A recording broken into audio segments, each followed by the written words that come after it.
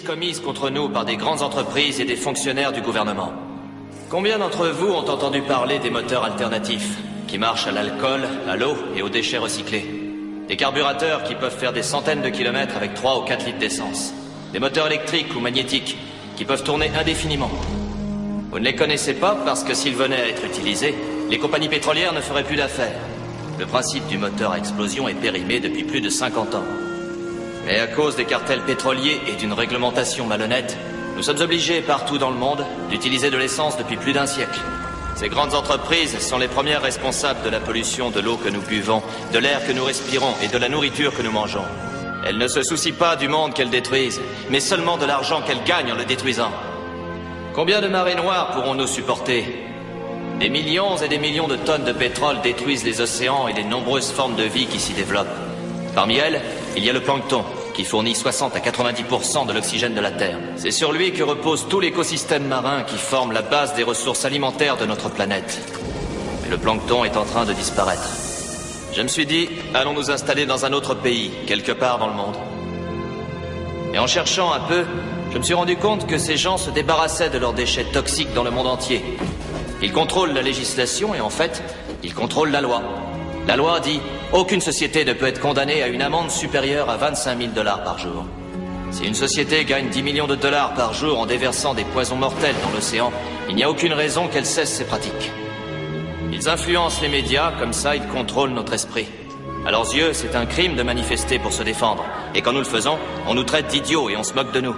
Nous sommes en colère parce que nous sommes atteints sur le plan génétique et biologique. Et nous n'en sommes même pas conscients. Malheureusement, cela affectera nos enfants.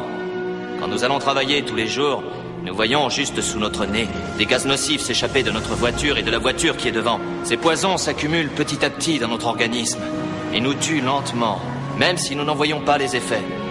Combien d'entre nous auraient cru, il y a 20 ans, que certains jours, nous ne pourrions pas voir à 15 mètres devant nous? Que nous ne pourrions pas respirer à fond, tant l'air serait chargé de gaz nocifs? Que nous ne pourrions pas boire l'eau du robinet et que nous serions forcés d'acheter de l'eau en bouteille?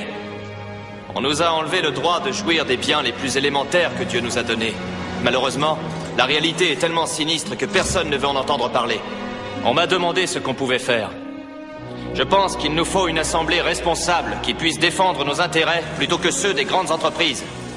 Cette assemblée doit interdire l'introduction dans notre environnement de tout ce qui n'est pas parfaitement biodégradable ou chimiquement neutralisable en cours de production. Finalement, tant qu'on pourra faire du profit en polluant la terre, les entreprises et les individus continueront à faire ce qu'ils veulent. Nous devons obliger ces entreprises à opérer avec le maximum de sécurité et de sérieux, sans jamais perdre de vue nos intérêts, afin que si elles manquent à leurs obligations, nous puissions récupérer nos ressources et en faire ce qui nous semble juste en notre âme et conscience. On passe là le...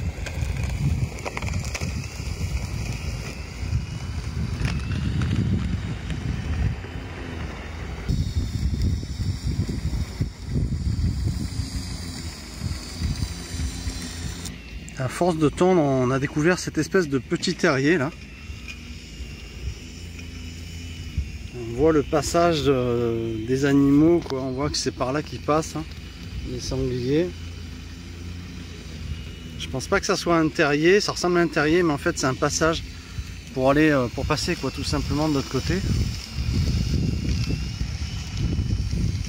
Et comme quoi tu le voyais pas, tu vois, il fallait tondre pour découvrir quoi. Finalement, tu vois, les ronces, c'est un mur parfait pour te protéger pour la délimitation de ton terrain.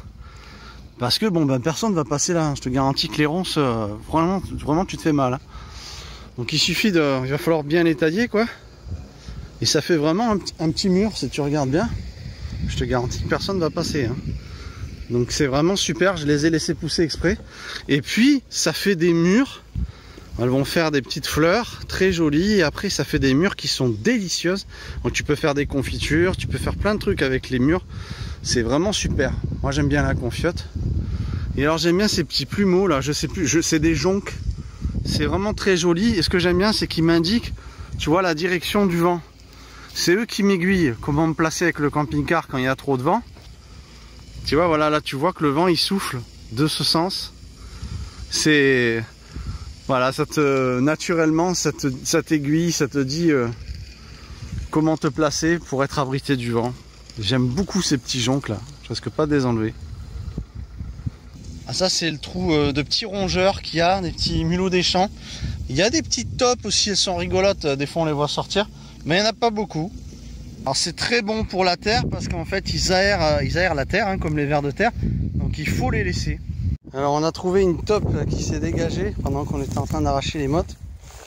Et elle est par là, alors je ne sais pas si on va réussir à la filmer. Elle est partie là-bas. Elle est de l'autre côté. De l'autre côté. Ouais, elle est allée de l'autre côté. La pauvre. Je sais pas, elle est là-dessous. Hein. Tous en dessous. Elle est repartie l'avion. Tu entends pas? Non, mais attends, on va nous venir dessus.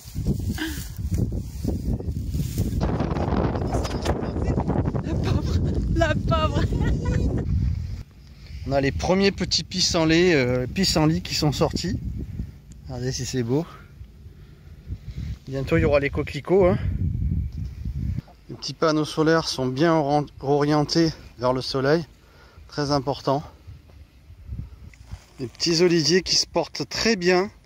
Ils sont beaucoup mieux depuis que on les a dépotés. Et ils sont plus condamnés. Celui-là il commençait à bouder un petit peu. Alors un pot de banane en dessous et puis de la terre par-dessus. Et là il commence à aller nettement mieux. Et toujours un bon arrosage. Poupoule qui s'est fait une frayeur tout à l'heure à cause des buses hein, qui tuent les poules. Hein. Si tu restes pas à côté, ils plongent et ils sautent dessus. Le problème c'est qu'après tu cours et c'est trop tard parce qu'avec leur serre ils tuent les pauvres petites volailles quoi. Ah les buses c'est incroyable. Puis ici il y a même un aigle, je sais plus comment il s'appelle. Il y a un aigle dans l'Aude qui a une envergure de 2 mètres qui est magnifique. Je me rappelle plus son nom quoi. Il y a vraiment de tout ici en Rapace.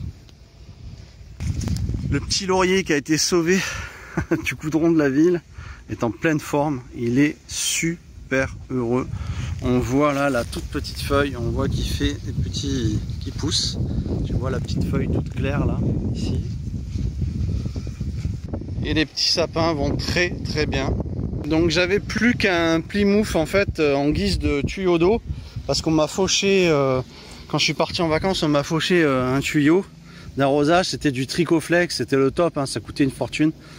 Donc j'ai acheté un adaptateur si tu veux qui va faire que je peux rajouter si tu veux un simple tuyau d'eau de 19 mm.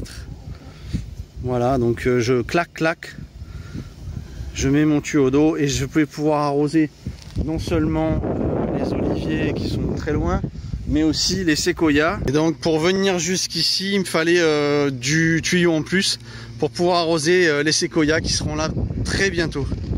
J'ai fait une récupération d'un bidon de 150 litres qui était cassé et j'ai mis de la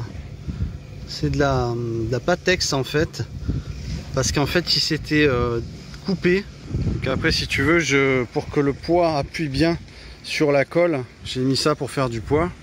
Tu vois, il commençait à se désolidariser en fait, la partie haute là c'est cassé. On sait pas, c'est le plastique avec le soleil et ça se relevait, tu vois, donc c'était plus hermétique. Donc j'ai mis de la Patex, hein, ça tiendra ce que ça tiendra. De toute façon, ça n'empêche pas de mettre le couvercle et de pouvoir avoir 150 litres d'eau en plus. Donc voilà, une petite réserve d'eau en plus, très important. En fait, si tu veux, ce que je fais avec le forage, je remplis, je ravitaille en eau claire pour le camping-car. J'utilise la petite pompe 12 volts, tu sais, qu'on branche en allume-cigare avec l'interrupteur que j'ai montré, qui consomme rien. Et du coup, je remplis de l'eau propre qui est nickel, quoi. Il n'y a pas de truc Ça me permet de ne pas rentrer de saleté dans l'eau. Je récupère que l'eau pure de source. Puis là, j'ai bidouillé un petit truc tout bête, hein, avec une plaque métallique tordue pour fixer, si tu veux, ce bidon, et ça permet de se laver les mains, tu vois.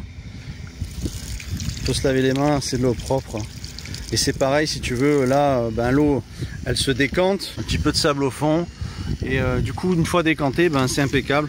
Et ça fait un petit robinet pour se laver les mains. Voilà. Un petit truc pratique.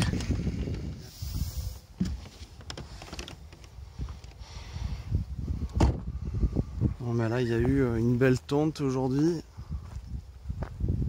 Toujours avec la petite tondeuse électrique. À partir de mon système solaire.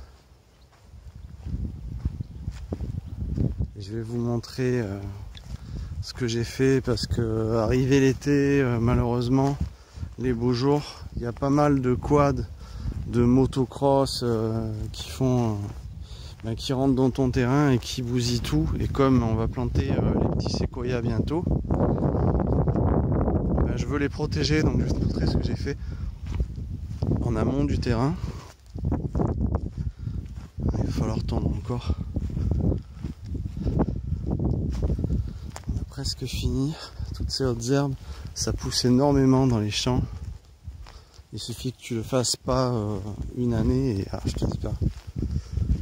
Alors on y va. Je vais vous montrer un peu.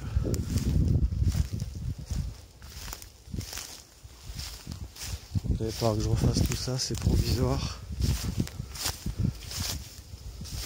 Hop. Voilà, donc les arbustes je les laisse exprès. Les canisses, je veux qu'ils se rejoignent. Pour que ça se ferme complètement. Oups. C'est la jungle. Là on a un petit arbre, c'est un bouleau. Tu vois, qui vient du grand qui est là-bas. Ce grand arbre que tu vois juste derrière là, qui est magnifique, que j'ai protégé aussi. Donc voilà ce que j'ai fait, une barrière, parce que figure-toi qu'il y avait des quads qui montaient là et qui passaient là, et qu'une fois qu'ils arrivaient sur le terrain, on sortait en braillant et du coup ils se barraient. Mais ils s'amusent à passer, à tout détruire, tu vois, même là. Donc les motos cross, t'explique même pas. Donc du coup, ben voilà, j'ai fait ça, 3 piquets en amont avec des fils électriques, de manière à ce qu'ils passent plus, parce que j'avais vraiment un stress. C'est qu'ils passent là comme la dernière fois, que ça soit en moto ou en quad, ils s'en foutent, hein. Franchement, il y en a, c'est des warriors. Et puis après, ils arrivent sur le terrain. Et résultat, oups, je me suis fait accrocher là par les ronces. Et puis résultat, ben, ils arrivent sur les petits arbres, les petits séquoias et ils écrasent tout. Donc c'était vraiment une peur, donc j'ai fait ça. J'espère qu'il n'y a pas trop de vent là, pour les protéger.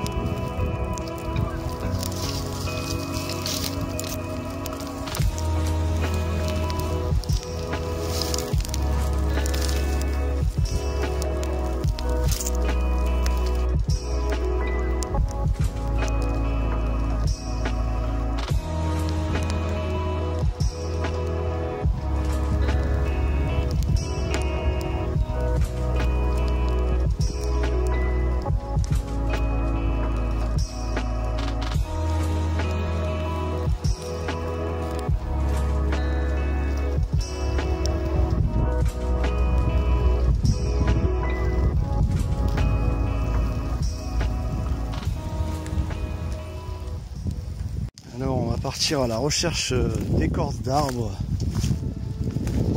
qui sont au sol, hein, des arbres morts.